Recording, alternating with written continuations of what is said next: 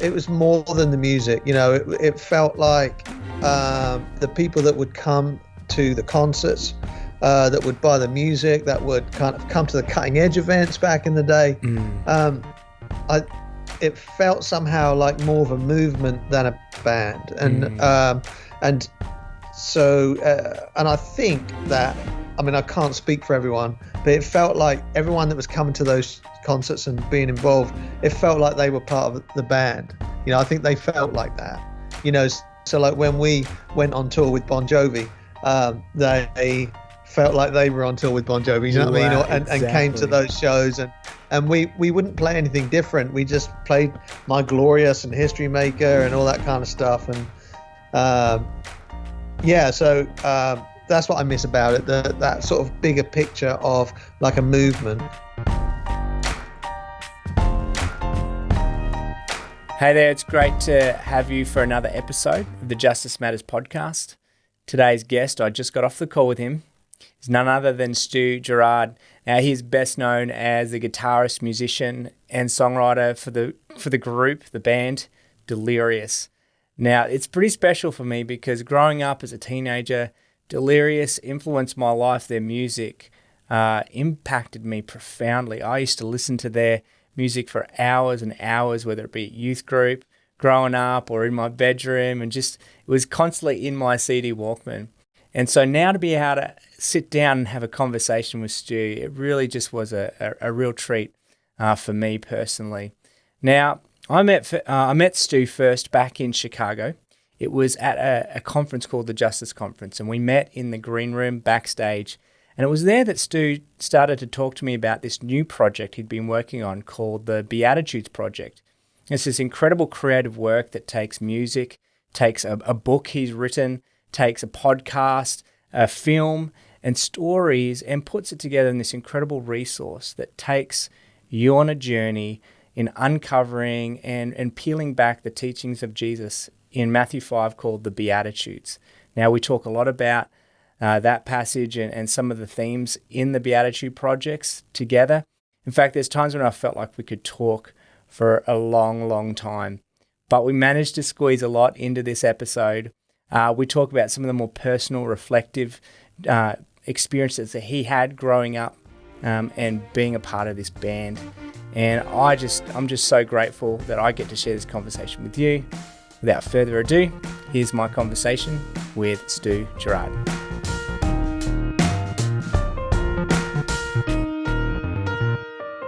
Stu, it is so good to get you on the podcast. Thanks for Zooming, Skyping in to this, mate, all the way from Nashville, great. Tennessee.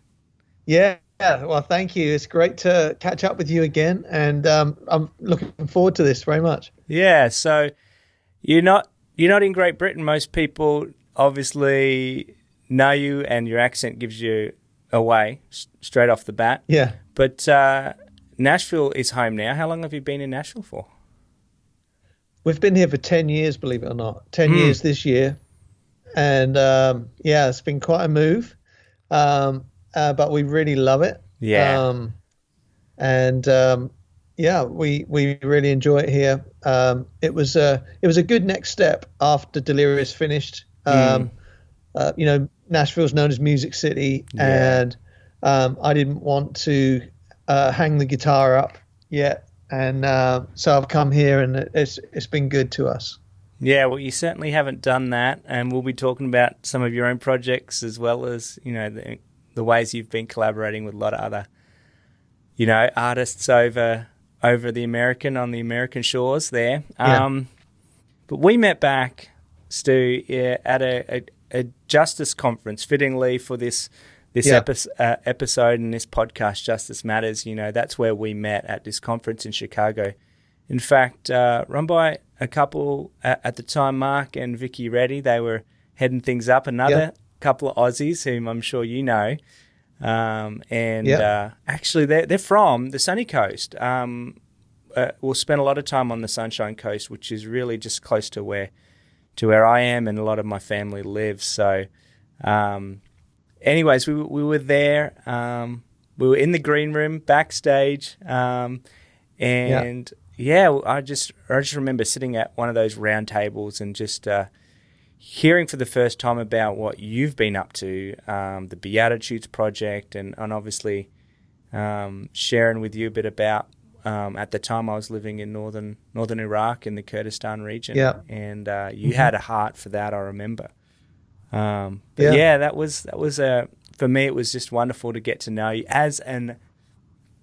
as a kid who grew up in youth group, and I probably told you this when I was sitting at the table. You know, Delirious was definitely a top 3 band for me, and I can remember vividly, and I know you probably hear this all the time, but I'm sure it doesn't get old to hear the way the music that you've been a part of releasing to the world has had such a profound influence, and it has on my life. I remember just days on, it would just be on repeat. The cutting edge ones, that was kind of what really hooked me in, and obviously you guys went on to produce some great other albums, but those early days, that music really struck a chord in my heart, and I know had a real big impact on me and my pursuit of following Jesus and the Jesus way.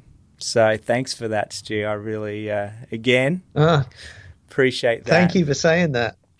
Thanks so much. Yeah, it never gets old, as you say, to hear that from people, and I'm so grateful to have been a part of it, and I love hearing people's words. I was talking to someone yesterday, and they were saying how the album World Service with the songs Majesty and Rain Down on there, like they still listen to that nowadays, and it's so encouraging, because when you are a part of something like that and it finishes, it can leave quite a hole in your life, and so it's been great to hear from folks on what we did, how much it means to them. Yeah, like you mentioned, how many years? I mean, it would have been, what was it, 17 years that you were part of Delirious, or is there? Yes. 17 years was the time from when the first Cutting Edge event happened to the end of Delirious in 2009, right? So, and I was involved. I wasn't involved right at the very beginning, but most of it I was. So at least 16 years I was involved. Wow. So, yeah. My goodness, I can imagine. Yeah. So tell me what it felt like when. Well, first of all, can you take me back to what it felt like when you were in the midst of it all, and you were, what was it like? I mean, to be Stu G, I saw you guys in New York at one of your concerts. I had, I've obviously followed you as a faraway fan, and as well as what was it like being a part of such a influential Christian music band? It was a lot of fun. It was a lot of work and a lot of being away. I know that you know what that's like to have a job that takes you away from home. But it had this kind of sense of purpose to it. This extraordinary sense of vision and unity and passion. Like, there was 5 of us in the band, and the longer life goes on, the more you realize that it just doesn't happen very often. This kind of God smiling on something and raising it up in such a way. People would say, we want to do what you do. And we're like, well, we don't know how we did it. It's like, it's just an obedience and hard work, and you just create an environment for God to move, and try and get in the way as least as possible, Yes. But anyway, that was, it was extraordinary. Really amazing times. I'm not sure that the entire story when you are in it. Mm. You know, you don't really have the outside view. So sometimes it can feel quite mundane and a drag. But, you know, the idea of like getting on a plane or getting in a bus and showing up and playing music to thousands of people is extraordinary. What an extraordinary thing to be able to do. And so I have incredibly fond memories of all that time. Mm. Wow. Is there any talks of a reunion? Has it come up from time to time, or you guys have You know, obviously. I don't know. You know, I'm in contact with Martin pretty regularly. Yeah. And so we chat and we, you know, cheer each other on. Yeah. And I guess, you know, I no one's saying no. Yeah. It will never happen. But there, you know, there's not really any plans. Yeah. But you know, we're in touch and love. Obviously, we love each other and have just so much respect for what everyone's doing. Yeah.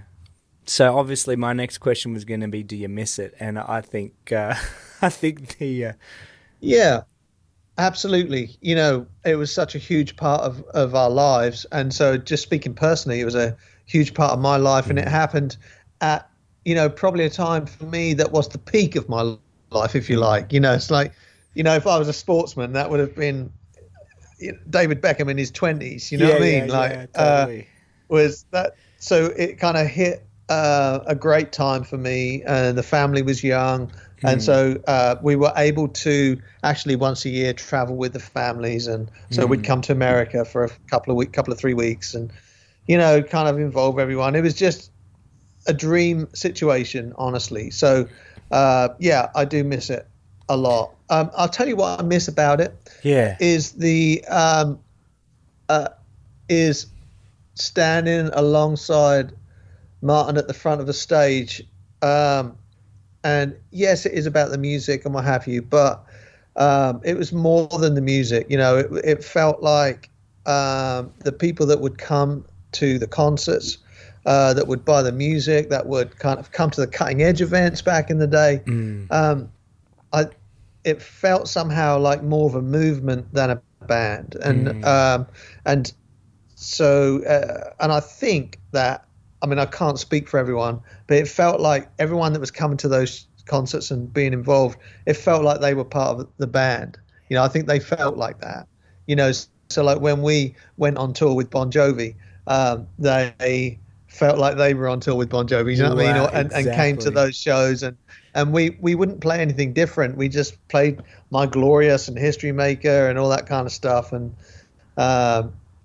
yeah, so that's what I miss about it, that sort of bigger picture of like a movement. And then within that, you know, we didn't have, we owned our own record label and production and publishing and what have you. So there was no one telling us that about what we could write and what we couldn't write, you know. So that was fun. I miss that, you know. Was it Furious Records? Is that what it was? Furious? Yeah, that's right. Yeah. Furious Records. Yeah. Now I remember. And that was a joke because really, the name was a joke because no one was angry or furious, but they other record labels were just so flummoxed as to why we wouldn't sign with them. You know, we just wanted to keep everything ourselves and do everything ourselves, and so that was just a joke. Yeah. Yeah, they weren't really angry, but I think they were a bit bemused. Yeah. That's gold. I love that. Yeah. It sounds like in a way though that element of it being a movement, of it being somewhat organic and you could feel it in the records. You could feel it in for me at least. I think that's what was so easy to put the especially for me, Cutting Edge 1 and 2, just put those tracks on repeat. It was just like you were brought into something different than just listening to, well, this is a great track in and of itself and this is a great song. It felt like something a bit more. Yeah. integrated and whole or Yeah. something. It was great. Yeah. Right. Yeah.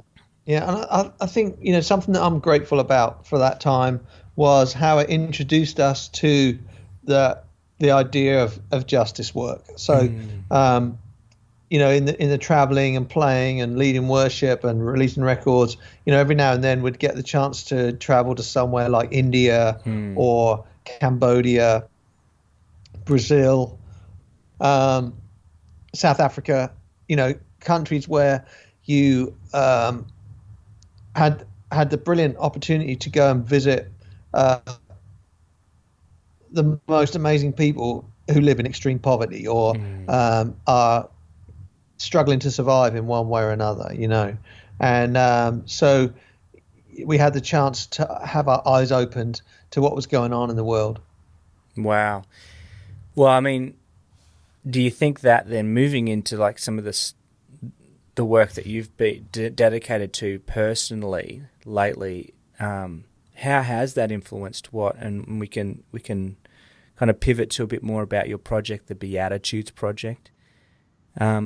How has that kind of those maybe days, or how has Delirious then and that season influenced the work that you're doing now more specifically? And maybe you could explain. I mean, I remember getting after we met with you back in that green room, I remember downloading the Beatitudes Project album and just listening to this beautiful. Again, it wasn't just an album of this song. You've got the interludes of the spoken word, the prayers, the various artists contributing. It's a great album, but maybe you could share broader what it's become and how those early days have influenced that. Yeah.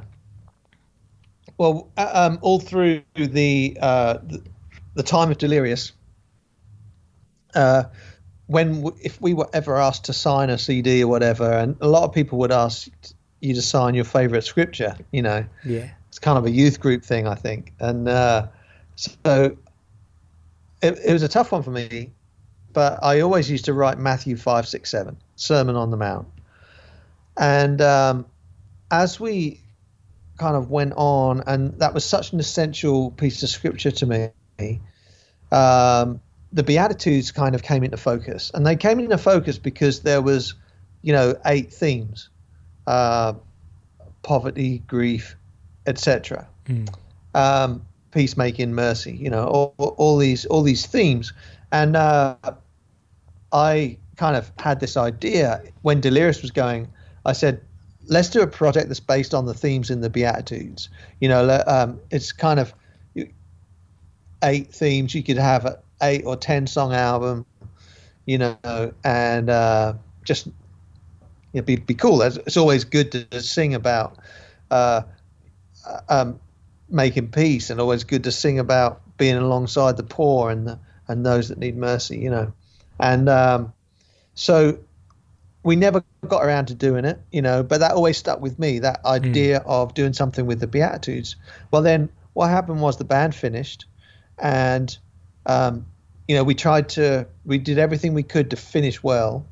And I guess, we had lots of advice, and we were, because it was a big deal. You couldn't just take the keys out of a truck, driving at 70 miles an hour and it stops straight away. There was a whole year of like preparing for this. Still getting over it. We had to, and we had to have a lot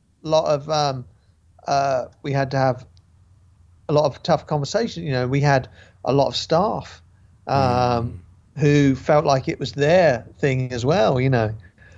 So anyway, it takes a long time to wind something like that down, and so on the outside you're kind of trying to deal with that and cope with that. But on the inside, I was like really struggling, like, what am I going to do? Is my best work behind me? And in that space, like the way that people suffer with depression or whatever is different for everybody. And I can't say that my pain was any worse than anybody else's. There's no kind of league table in that respect. But I really struggled with that on the inside, and in that upside down moment of transition where something finished and something hadn't yet begun. It was not great. But even in that moment, I kind of had this sense that God wasn't very far away, even if I was making some bad decisions, and the Beatitudes started to come to life for me in a different way as I started to meet people who somehow embodied those things. I began to feel like a different way of thinking about them for myself. So the idea of blessing, right? We think that we have, grown up in church, you have this thing about, bless me, bless this person or that person or whatever, or I'm blessed if I need a parking space and I pray and I get it, Yeah. But the Beatitudes show us where God is, like where God is blessing. And so, blessed are the poor in spirit, those whose spirits are crushed, Right. those who are grieving their greatest loss, those who have a poverty of power, like in terms of being meek, and those that hunger and thirst for righteousness and justice. Yeah, that a lot of translations don't use the word justice in that hunger and thirst for righteousness, but the word that we get righteousness from, the Greek language, actually means righteousness and justice. Yeah. And those two words appear all the way through the Old Testament. But in the New Testament, we just see this word righteousness, but that's because the English language isn't as really good as the Greek language, right? And it's wow. And so, like, the idea of like, what do you ache for? When you ache for justice, or you ache for something to be put right that's wrong, right? For a wrong to be put right, and you feel like you haven't got any way of doing that, like you don't feel like you can contribute in any way. It's so big, that you can't do anything about it. But it's like, I just wish this was different. There's that ache there. Like, that is what the Beatitudes talk to. Like, that's when you are blessed, actually, is when you hunger and thirst and you can't do anything about it.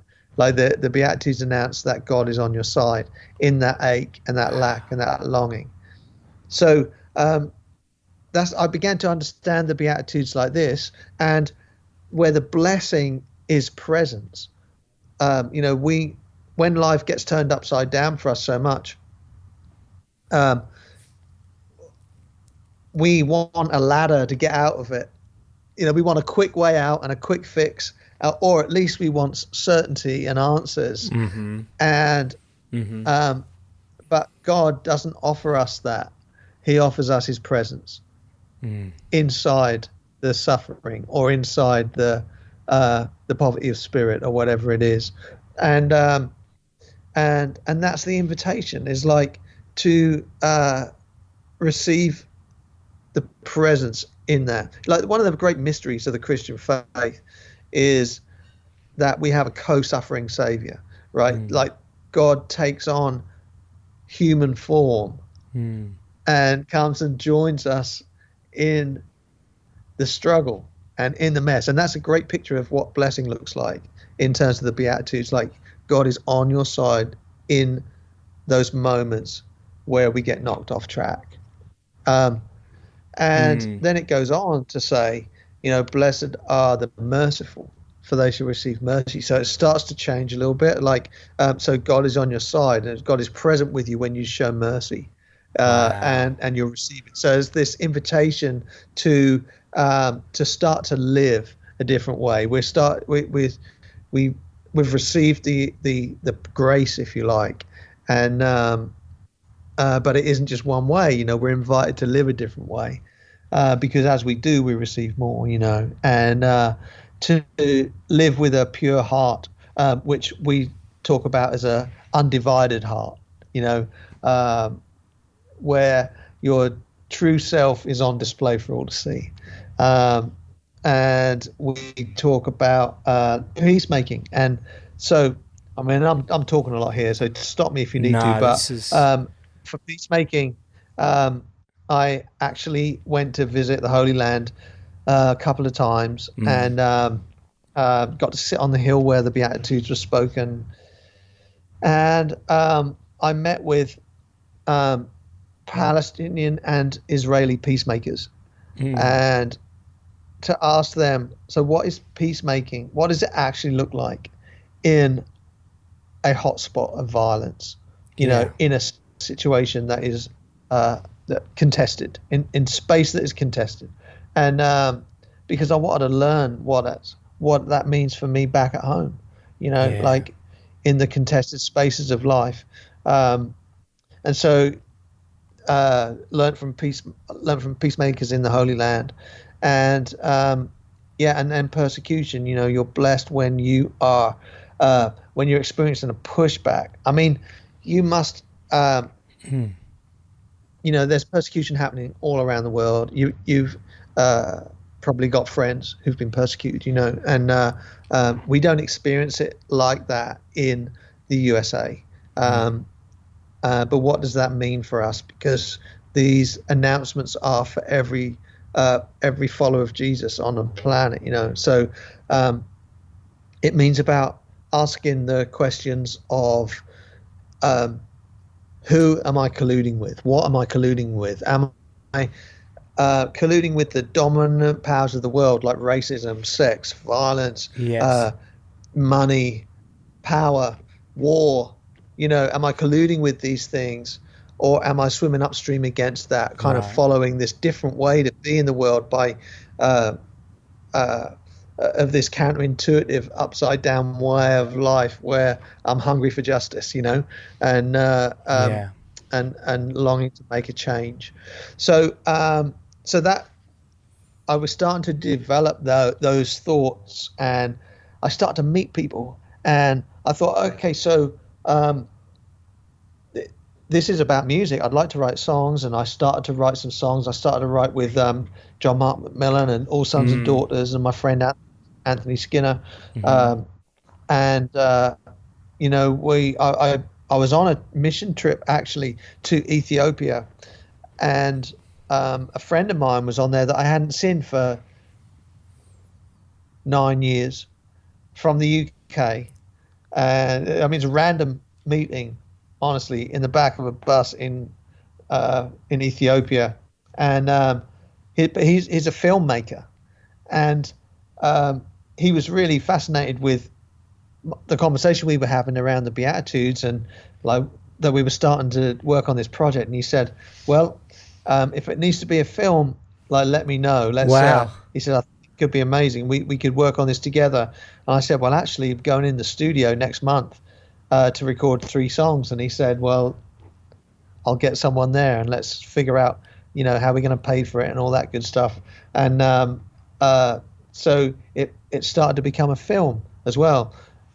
A book publisher reached out to me and said, these are great conversations. Have you thought about writing a book? And I was like, no. He said, well, would you think about it? Wow. And so that actually spurred me on to find more stories, because I was like, well, no one's going to want to, you know, just hear my version of my journey. So was this after the album had been produced? Was it, and these other projects came up, or this was even before you'd even got in the studio?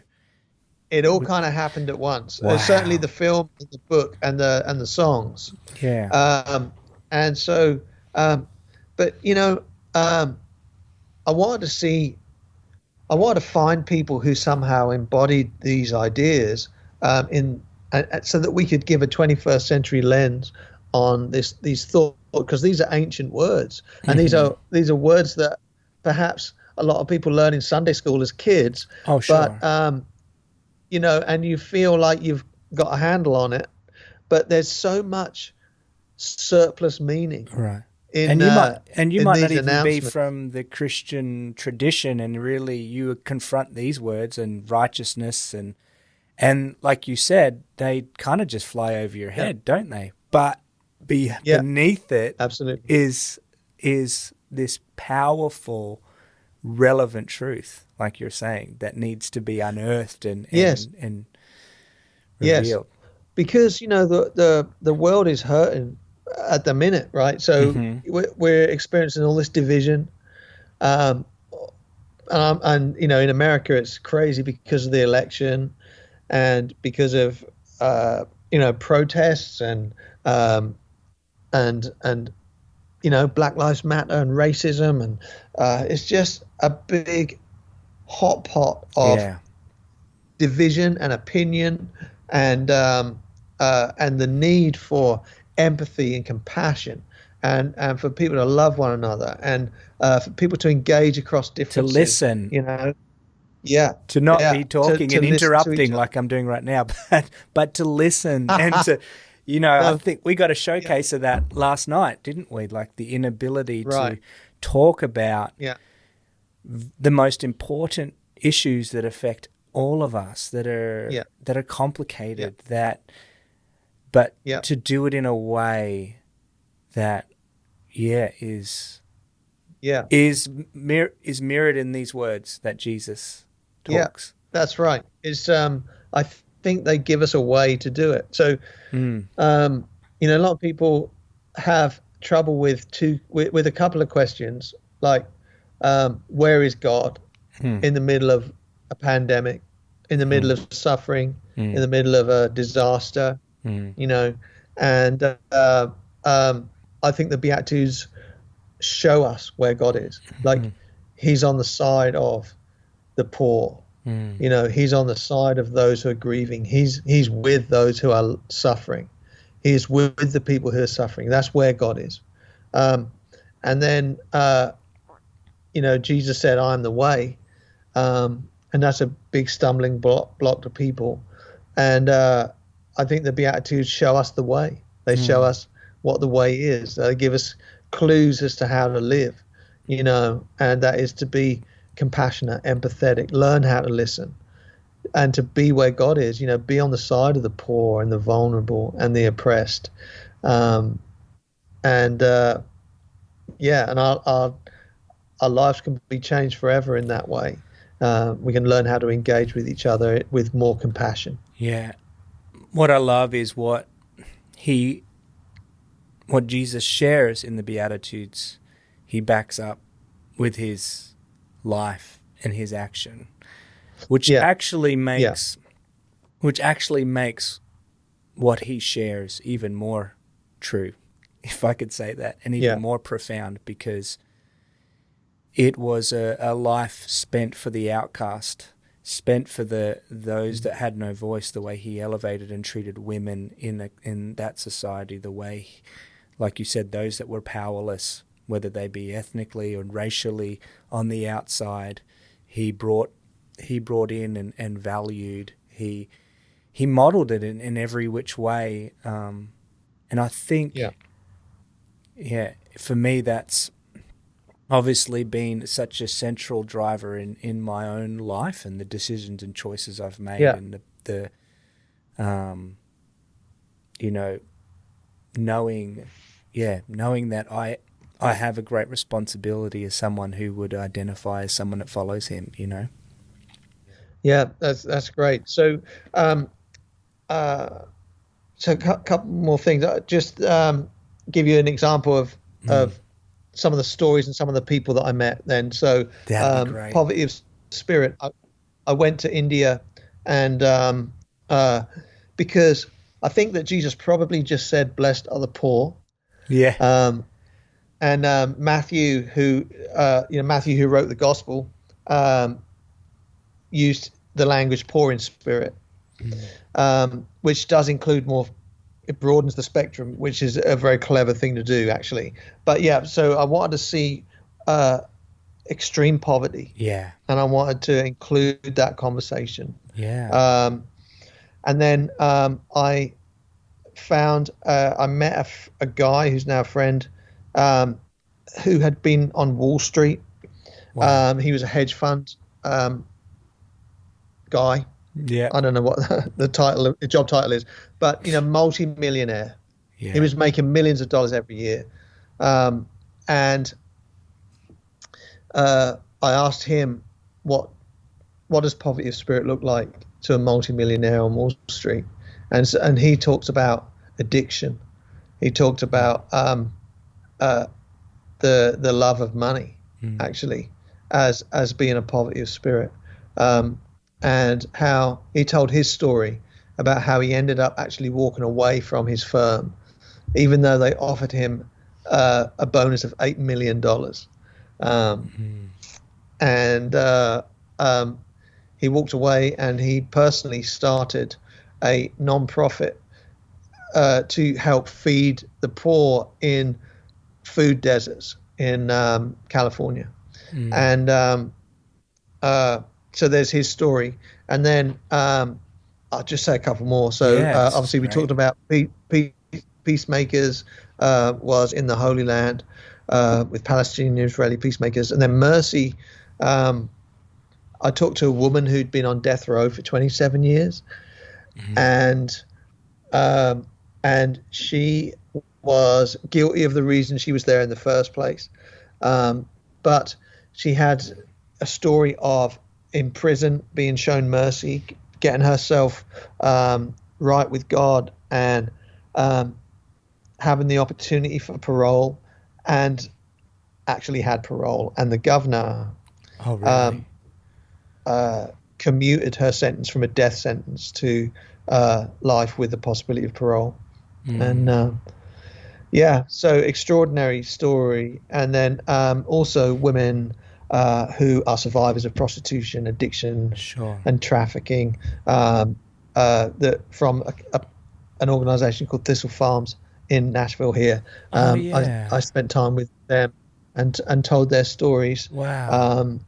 As to what mercy looks like to them too. So that's the kind of vibe of it. So, and then with the song side of it, like with the women's mercy stories, I actually asked Amy Grant to come and write a song with me, and she said yes and helped me record it. And so it kind of happens like that. And then I invited loads of friends, my musician friends, to come and collaborate with me. So there's people like Audrey Assad, Matt Maher, John Mark McMillan, Hillsong United, Martin Smith did one with me, and Amanda Cook, and there's a whole host of people. And like you say, we have some spoken word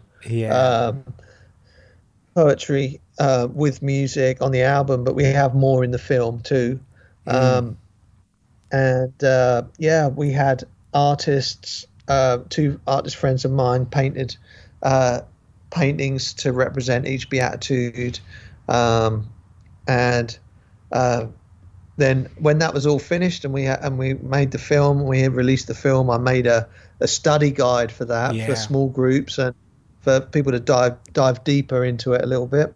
And now we've got that all put into an online e-course, which has all happened since COVID hit. Oh, really? Because I was I thought the plan was that I would get out and do some events and share this message and what have you, and then that just all completely went away. And so a friend suggested that we put everything into an online e-course, and so we've built that over COVID, over quarantine, and that's all now available. We've done a podcast as well.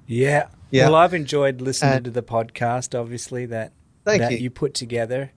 And I'm sure that e-course for now, for a lot of churches or a lot of groups that can't gather physically, I know there's larger churches here in Australia, and we don't even have an issue at all, really, comparatively, at least where I'm from, with COVID at the moment. And so, but what a great resource for people to be able to go that next level journey, I guess, with the accompanying, music and the book and film. I mean, that must be pretty awesome just to see all these accompanying kind of mediums kind of bringing forth this central theme. I love it. It's been it's definitely a life work for me. And I hope that it's helpful to people. And I'm just real real thrilled to have done it, and I'd love as many people to see it as possible. Yeah.